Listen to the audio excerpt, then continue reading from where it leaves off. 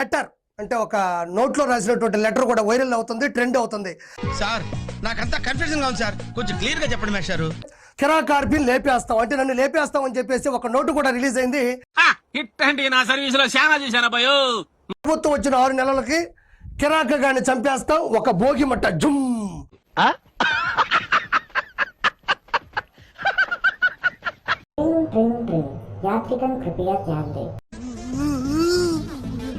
ఏంట్రా ఏంటి ఏడుస్తున్నావు? అందరు వీడియోలు చూసి వెళ్ళిపోతున్నారు కానీ ఒక్కరు కూడా లైక్ లో కొడతలేరు. కాస్త లైక్ కొట్టి ఎంకరేజ్ చేయొచ్చు కదా. ఇది జరగకపోతే అదే 6 నెలల్లో 36 మంది సూసైడ్ నోట్ రాసి చనిపోతాం. ఇట్లా మగాడి తాలూకా. ఇదేంట్రా అయితే? అరే నీ అబ్బా, అరే ప్రభుత్వం భూకి కింద గోటం లేదు. వచ్చిన 6 నెలలో ఏంది నెలలో కదా. తెలుగు రాదు, ఇంగ్లీష్ రాదు, సన్నాసి అతవా. అధికారంలోకి వచ్చిన 6 నెలల్లో లేపేస్తారంట, లేదంటే 36 మంది సూసైడ్ నోట్ రాసుకొని చనిపోతారంట. పొట్టకాయ వస్తుందండి ఇవన్నీ మాట్లాడాలని నమ్మకన్నాను. నాకు ముందు అది పక్కన పెట్టండి, ఈ లెటర్ చదివినోడు ఎవడన్నా బతుకుంటాడా? ఉంటుంది రేయ్, ఎంకరేజ్ చేయరా. మీరు చదువుకున్నారా? చదువుకున్న దద్దమ్మల నాకు అర్థం కావడంలా. ఈ 6 నెలల్లో లేపేస్తాం అంటున్నారు, మీరు లేపలేరు అంటున్నారు. ఎందుకంటే చెప్పు, ఏదో ఒక్కటి చెప్పు. మీరు జీవితంలో ఎప్పటికీ కూడా అధికారంలోకి రాలేరు. నువ్వంత హార్ష్ గా మాట్లాడుతుంది, నేను ఫీల్ అవుతాను. అంటే అధికారంలోకి వస్తే చెప్తాను కాబట్టి మీరు జీవితంలో ఎప్పటికీ కూడా అధికారంలోకి రాలేరు. మీ కష్టం పగవాడికి కూడా రాకూడదు గురుగారు.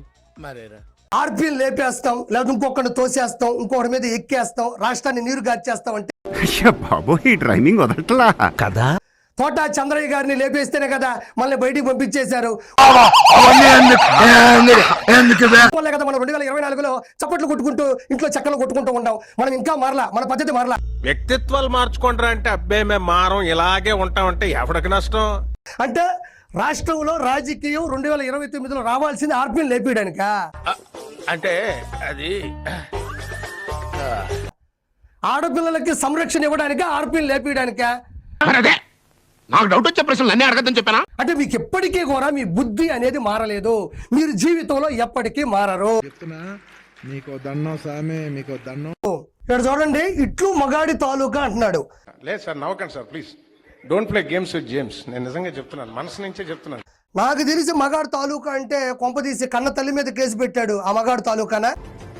సార్ మీరు కామెడీ చేయకండి సార్, సీరియస్ గా మాట్లాడుతున్నారు. సొంత చెల్లిని దుర్భాషలు ఆడించాడు ఆ మగాడు తాలూకానా? బాబాయిని పైకి పంపాడు ఆ మగాడు తాలూకానా? ఎవడికి ఎక్కడ తగలాలో అక్కడ తగలాలి నా మాటలన్నీ. ప్రశ్నిస్తే పాతేస్తాడు, ఎదిరిస్తే వేసేస్తాడు ఆ మగాడు తాలూకానా?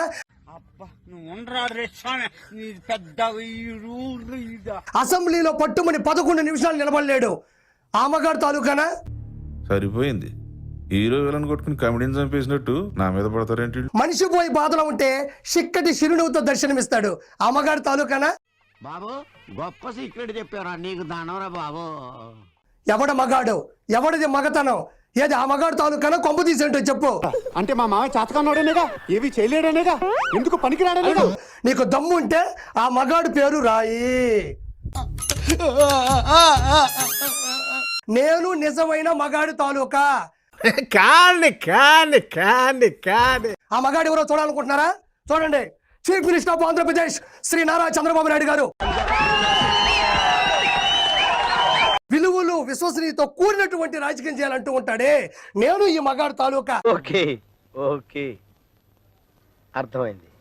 అలిపిరి గడ్డలో ఎగిరిపడ్డా పదాలు రాజకీయం చేద్దామని తొడగొట్టి నిలబడ్డాడే, నేను ఈ మగాడి తాలూకా. అది ఉంటే చాలరా, ఆ తర్వాత ఏదైనా. నువ్వు చేసిన తప్పుల్ని సరిదిద్దుతూ నువ్వు చేసిన తప్పులకు వడ్డీలు కడుతున్నాడే, నేను ఈ మగాడి తాలూకా. ఇలాంటివంటే నాకు బాగా ఇంట్రెస్ట్. మనకి చదువు తప్ప అని ఇంట్రెస్ట్ తినా. గుర్తు పెట్టుకో, నా పేరు ఆర్పి, నా పార్టీ టీడీపీ.